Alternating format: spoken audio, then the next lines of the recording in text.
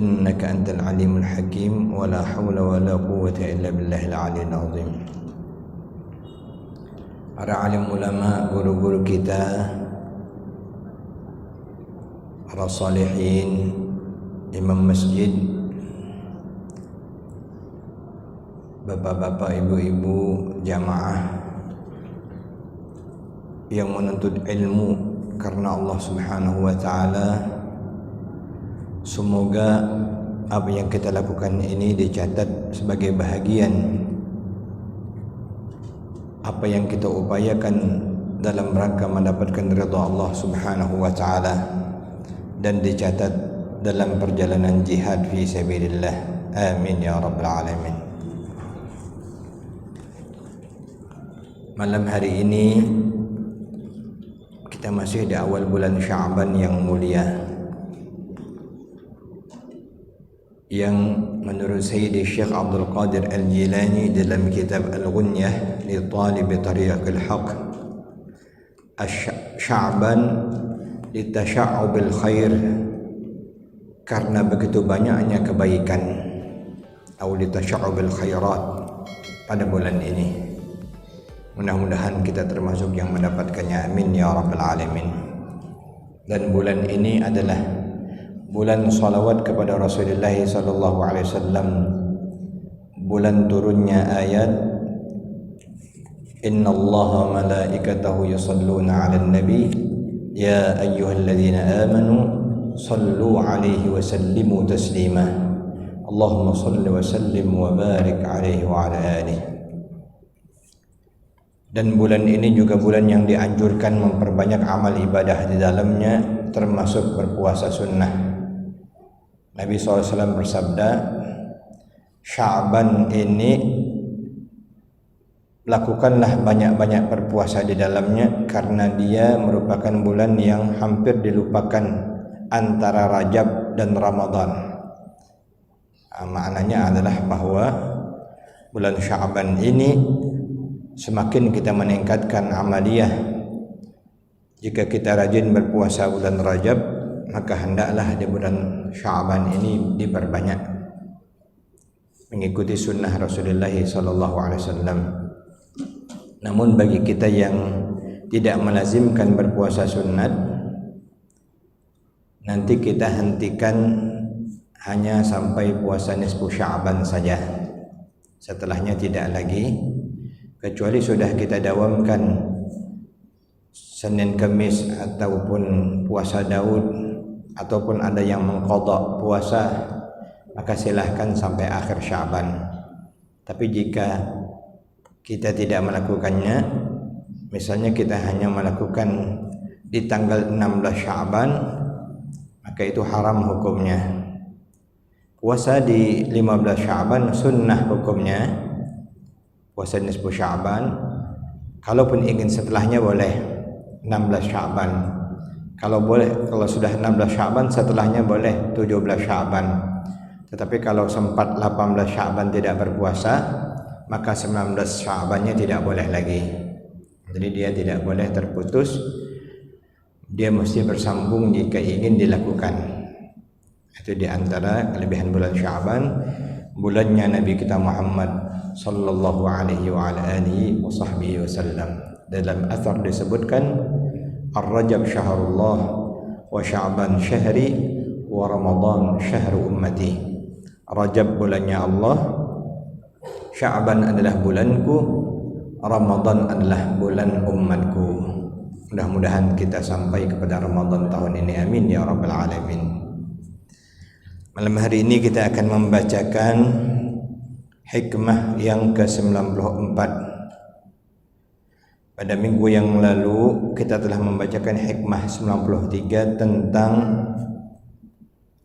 hikmah daripada kesalahan yang dilakukan, baik itu berbentuk maksiat misalnya, namun diiringi dengan taubat, dengan penyesalan, dengan rasa hina, dengan rasa papa, dengan rasa takut, dengan rasa harap akan ampunan Allah Subhanahu wa taala, lebih baik daripada keadaan sedang taat tetapi diiringi oleh rasa bangga, rasa takabur, rasa lebih daripada orang lain, rasa aman dan sebagainya.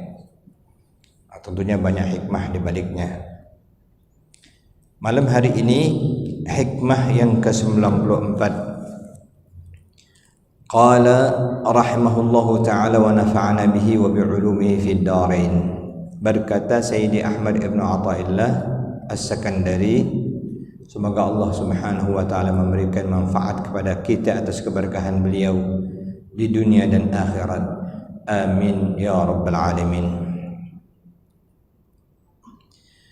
Ni'matani ma kharaja mawjudun anhuma. Ada dua nikmat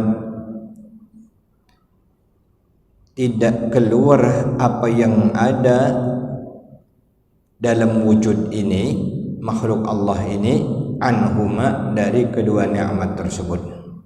Artinya selalu berada dalam dua nikmat tersebut. Wala budda likulli mukawwanin minhuma ni'matul minhuma, dan setiap yang diciptakan pasti akan mendapat antara keduanya itu, bahkan mendapatkan dua-duanya. Ni'matani, dua nikmat, ma kharaja mawjudun anhuma, tidaklah keluar apa yang ada ini dari keduanya. Wala budda likulli mukawwanin minhuma, dan pasti bagi setiap yang diciptakan ini mendapatkan dari keduanya. Yang pertama, ni'matul ijadi, nikmat karena telah diadakan oleh Allah, diciptakan oleh Allah Subhanahu wa ta'ala. Yang kedua, wa ni'matul imdadi, setelah diciptakan, dijadikan oleh Allah Subhanahu wa ta'ala, maka dicukupkan oleh Allah Subhanahu wa ta'ala dengan madad, dengan bantuan, dengan asupan, dengan kecukupan, dengan pertolongan dari Allah Subhanahu wa ta'ala. Qala syarihu, berkata pensyarah kitab ini Syekh Ibn Ubbad An-Nafari rahmatullah alaih, ni'matul ijadi wa ni'matul imdadi ni'matani lazimatani likulli mukawwanin mawjudin. Nikmat telah diciptakan oleh Allah, diadakan oleh Allah, serta nikmat diberikan bantuan kecukupan, jaminan oleh Allah Subhanahu wa ta'ala. Ni'matani merupakan dua nikmat lazimatani, yang terus menerus, yang melazimi, likulli mukawwanin mawjudin, bagi setiap yang ada, yang diciptakan dan yang ada ini. Li'annahu fi dhatihi ma'lumun mutalashin, karena pada hakikatnya setiap yang diciptakan ini pada zatnya sebenarnya ma'lumun, tidak ada, berawal dari tidak ada. Mutalashin dan sirna, diawali dengan tidak ada dan nanti diakhiri dengan tiada lagi. Karena itu hakikatnya semua yang diadakan ini sebenarnya tidak ada. Kata Sayyidi Ibn al-Arabi, al-wujudu bainal adamaini adamun, keberadaan di antara dua tiada hakikatnya tiada. Jadi kita ini sebenarnya tiada. La mawjuda illallah, yang ada hanyalah Allah Subhanahu wa ta'ala. Alam ini pun tidak ada, semua tidak ada. Kullu man 'alaiha fan wa yabqa wajhu rabbika dzul jalali wal ikram.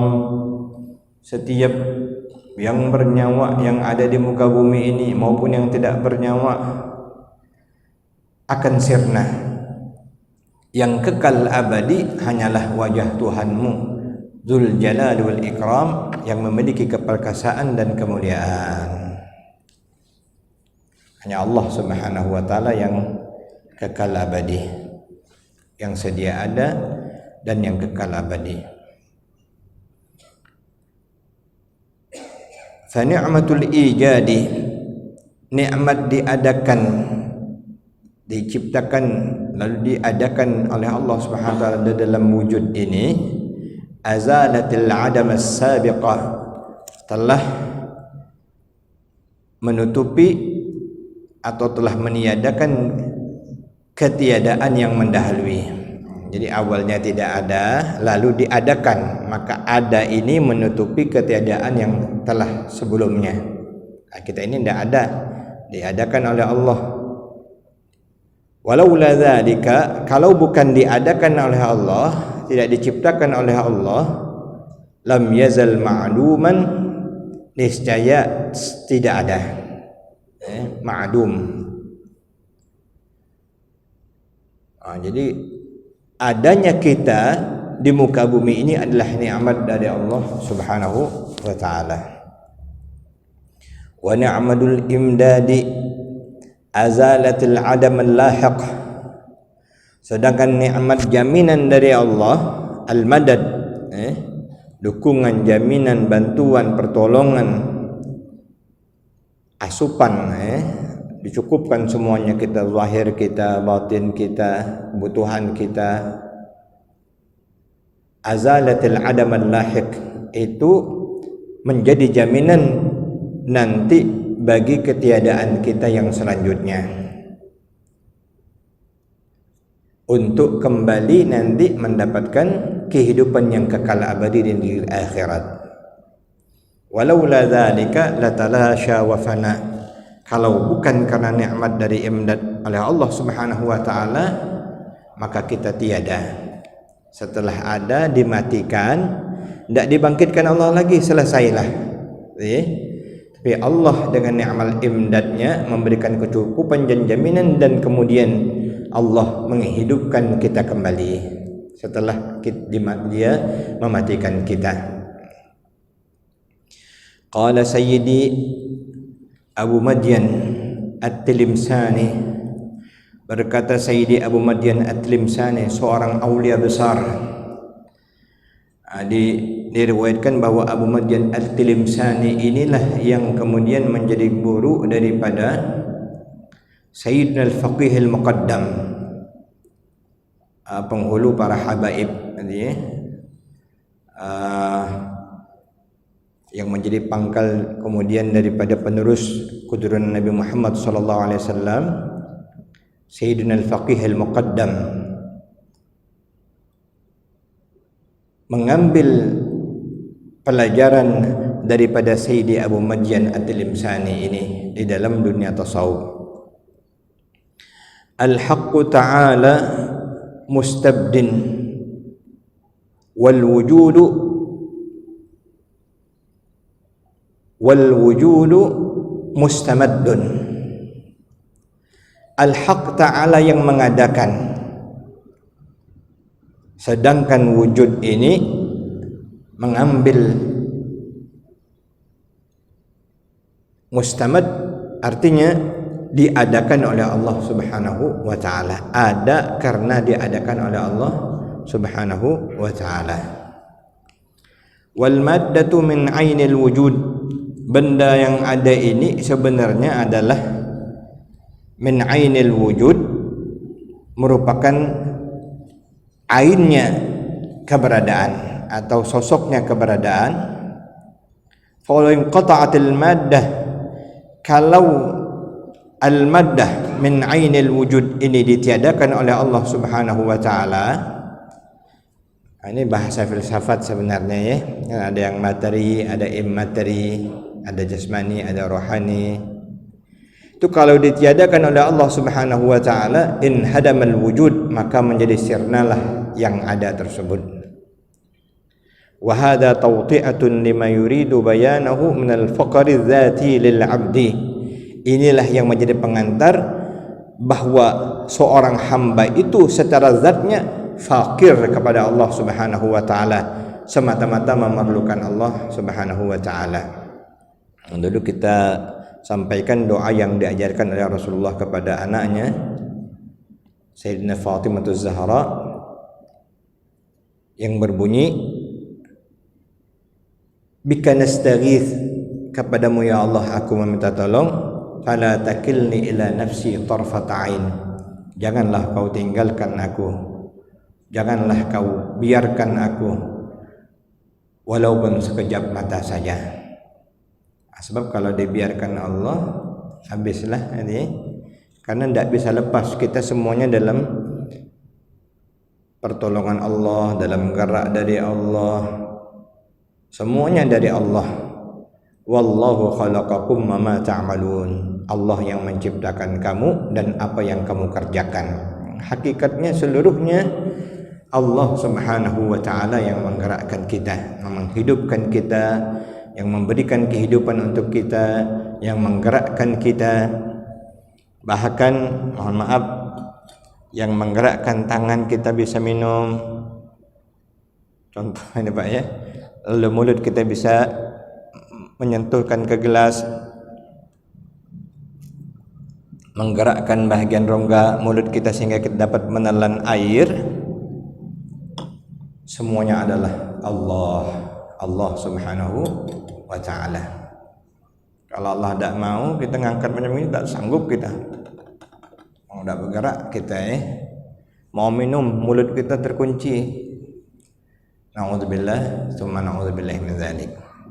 Makanya para aulia Allah itu diriwayatkan dalam kitab Tabaqatul Kubra di Syekh Abdul Wahab Asy'arani, saat mau minum, saat mau makan itu minta tolong dengan Allah.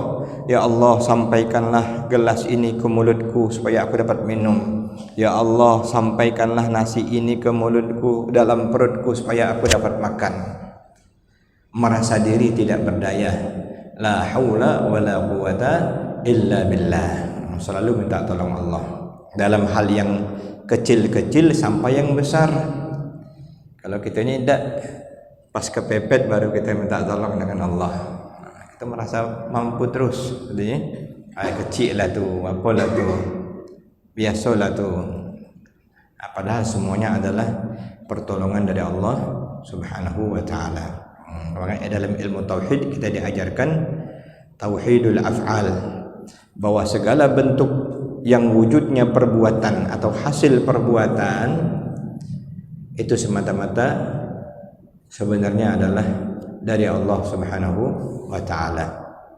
Cuman dalam adab kita diajarkan, Allah mengajarkan dalam Al-Quran, kalau baik dari Allah, kalau buruk itu dari kita sendiri. Amin nafsik, supaya kita bertobat kepada Allah Subhanahu wa ta'ala. Jadi jangan kita remehkan kalau buat salah. Masuk yang terjadi kita menyesal, tapi ada hikmah di baliknya.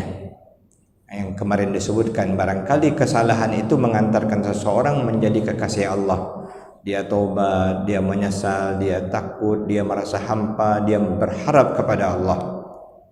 Barangkali juga ketaatan yang tanpa dibimbing, tanpa ketulusan, tanpa keikhlasan, takutnya nanti diboncengi oleh riya, kesombongan, bangga dan sebagainya yang tidak disukai oleh Allah Subhanahu wa ta'ala. Yang kita inginkan, mudah-mudahan Allah memberikan kita ketaatan dalam kelembutan dan kasih sayang Allah Subhanahu wa ta'ala. Amin ya rabbal alamin. Kemudian hikmah berikutnya, hikmah lanjutannya 95. أنعم عليك أولا بالإيجاد وثانيا بتوالي الإمداد. Allah berikan nikmat kepadamu, wujud pertama, bentuk pertamanya al-ijad, diadakan oleh Allah. Wathaniyan, setelah diadakan oleh Allah, berikutnya bitawalil imdad, tak putus-putus lagi pertolongan Allah. Diadakan dari dalam rahim, ditiupkan ruh, kemudian dilahir dalam dunia. Itu mulai dari diadakan dalam bentuk benih, ya, mudghah, segumpal darah itu, kemudian Allah berikan pertolongannya, mulai berkembang jadi janin bayi, akhirnya jadi bayi, lahir ke muka bumi, dapat ibu pula, diberikan Allah kasih sayang melalui ibu. Ulama tasawuf mengajarkan kepada kita salah satu bentuk kasih sayang Allah yang diturunkan kepada kita melalui ibu. Kasih sayang ibu itu hanya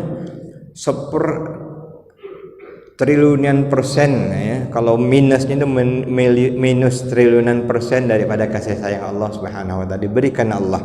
Dalam ungkapan Nabi, di dunia ini hanya satu rahmat diturunkan Allah, 99 di surga. Dengan satu rahmat inilah ibu mengasihi anak, harimau menyusukan anaknya. Harimau kan garang, asal ketemu daging nih makannya. Tapi terhadap anaknya kasih sayang dia. Ibu ketika ibu menyayangi anak, hakikat yang menyayangi itu Allah Subhanahu wa taala. Diberikan rasa kasih sayang kepada ibu. Tahan tak hidup ibu kita, jaga kita jangan kena gigit nyamuk, jangan masuk angin, bergerak dikit kita bangun ibu kita. Belum lagi kita nangis, kalau nangis memang bangun ya lah ya. Kecuali ibu-ibu modern mungkin anak nangis pun dibiarkannya. Tapi kalau ibu sebenarnya kan tidak.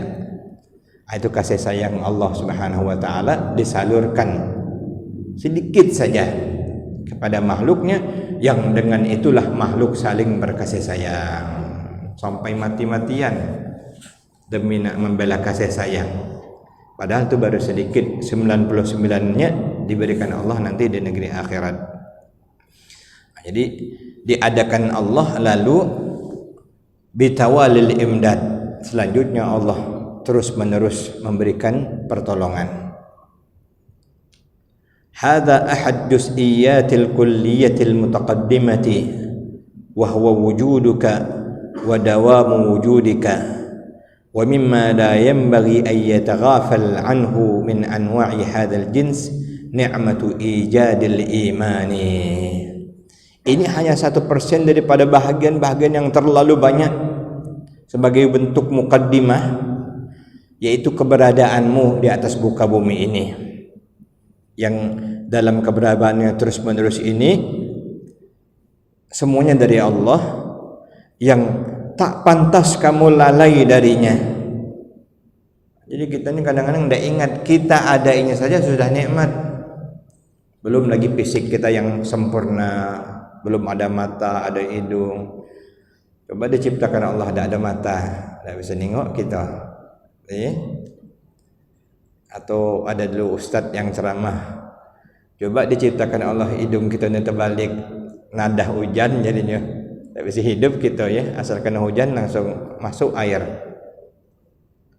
Semuanya subhanallah, ma khalaqta hadza batilah, yang diciptakan Allah tidak ada yang sia-sia. Wa fi anfusikum afala tubsirun, yang ada dalam diri kamu sendiri, apakah kamu tidak melihat tanda-tanda kebesaran Allah? Waktu bercermin itu jangan tengok muka cantik aja. Ingat, makanya ada doa, Allahumma hassin khalqi, Allahumma kama hassanta khalqi fahassin khuluqi. Bagaimana kau baikkan rupaku ini ya Allah, baikkan juga akhlakku. Di situ kita mandang muka kita, sebenarnya kita melihat pencipta kita. Oh, aku ini diciptakan Allah, Allah yang menjadikan aku. Alhamdulillah. Maksudnya begitu. Ini yang terjadi, malah manusia makin banyak bercermin makin lupa, makin banyak bercermin makin lupa, makin timbul sombong. Aku pula yang paling gagah, aku pula yang paling cantik, make up aku lah yang paling mahal, terus banyak gitu ya. Tapi kalau diiringi dengan syukur kepada Allah, mohon ampunan Allah dan tauhid, ingat mandang makhluk, saat mandang makhluk kita mau ingat dengan Allah yang menciptakan kita. Memang itu perlu riyadhah, perlu latihan, karena itu rasa. Secara teori mudah, tapi itu rasa. Bagaimana melekat di hati kita, melekat dalam rasa kita, melekat dalam pandangan kita. Setiap kita memandang apapun, kita ingat dengan Allah Subhanahu wa taala. Dulu ada lagu waktu saya kecil-kecil dulu. Aku mau mandi ingat kamu, aku mau makan ingat kamu, dulu ya. Mestinya kan kepada Allah itu, tidak kepada kekasihnya rupanya ya. Kekasih sejati kita Allah Subhanahu wa taala. Makanya kita ini sebenarnya inna lillahi wa inna ilaihi raji'un. Kita ini sedang perjalanan menuju Allah. dari Allah balik kepada Allah. Bentuk yang kehidupan akhirnya meninggal dunia. Hakikatnya memang kita perjalanan kita menuju Allah Subhanahu wa ta'ala. Karena itu selalu diingatkan. Karena kita ini kan kadang taat, kadang maksiat, kadang taat, kadang maksiat, kadang taat, kadang maksiat. Begitulah manusia. Tidak ada yang sempurna. Kadang taat, bisa jadi bentuknya taat lahir, hatinya maksiat. Jadi sebaliknya ada juga orang yang sedang kelihatannya macam maksiat, tapi hatinya sedang taat, takut kepada Allah. Karena itu senantiasalah kita bertobat kepada Allah Subhanahu wa ta'ala. Balik dari masjid ini, waktu dalam masjid ini bukan main gitu, saya dewek lah, macam terasa apa mantapnya sudah. Balik keluar dari masjid ini mulai pula apa lokak ni kata Pak Laut itu. Masuk lagi dunia, melekat lagi, pening lagi, apa besok aku gawe aku ni, macam mana aku ni, timbul lagi, datang lagi dia. Makanya keuntungan kita mau duduk di sini, Allah jamin majtama'a qaumun fi baitin min buyutillah, kata Nabi, yatadarasuna kitab Allah illa nazalat bihi rahmah illa nazalat bihi sakinah. Siapa yang berkumpul ingat Allah, ngaji ilmu agama Allah, ngaji kitab Allah, Allah turunkan ketenangan di hatinya. Asal hatinya hadir. Tapi ada juga yang orang hatinya tak hadir, wujudnya cuman hadir. Istilahnya itu wujuduhu ka'adamih, ada tapi tiada.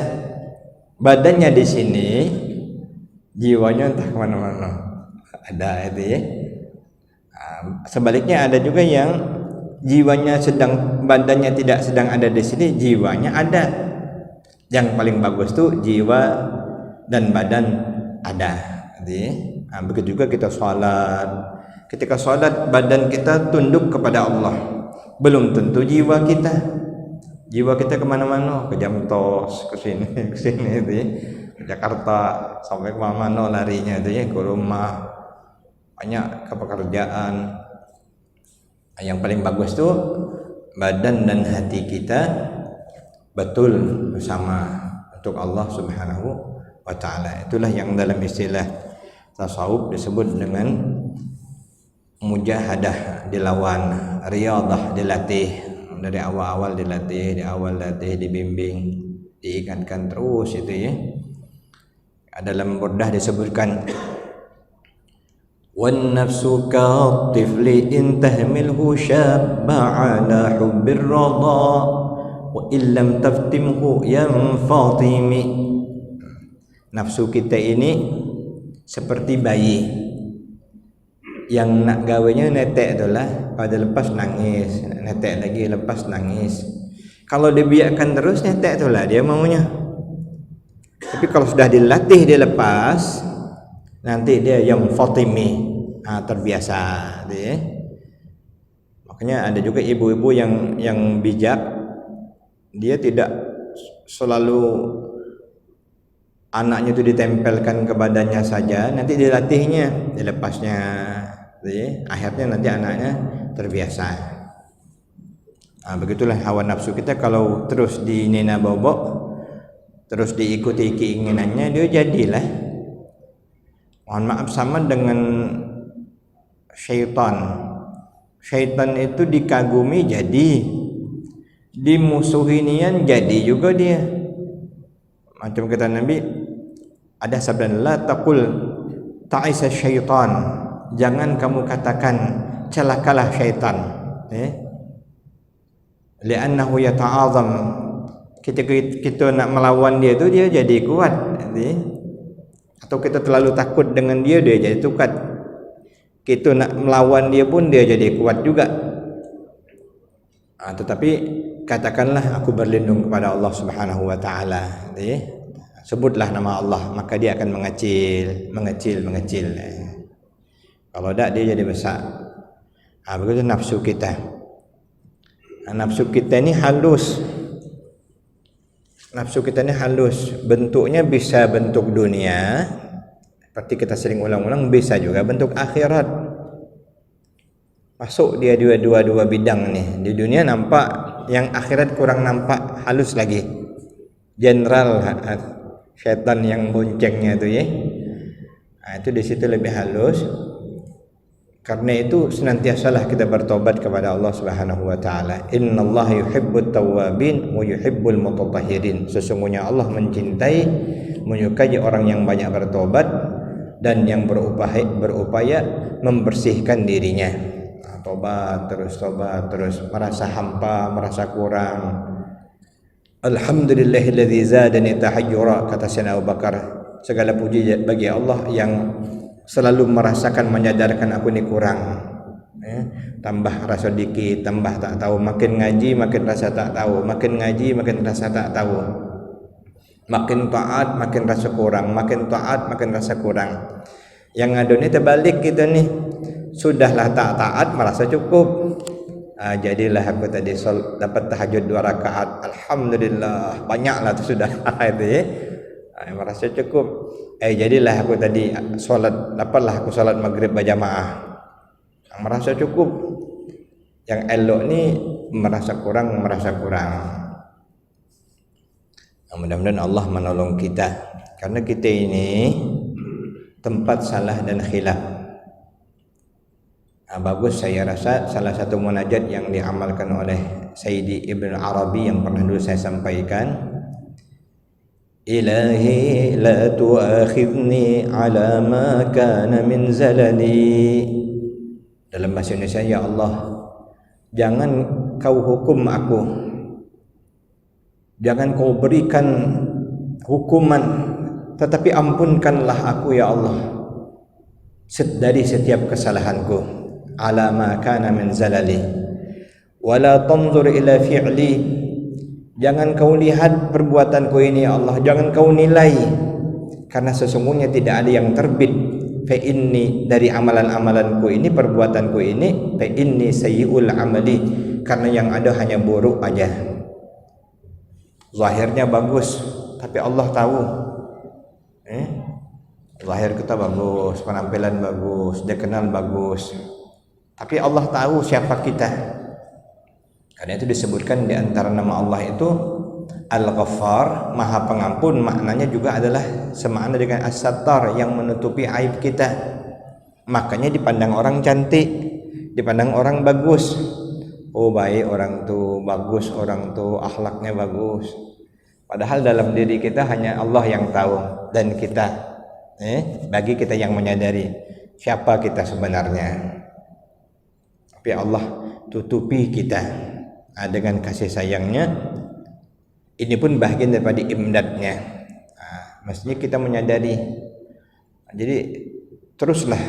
Makanya yang paling baik itu, termasuk di antara amalan yang paling baik adalah istighfar.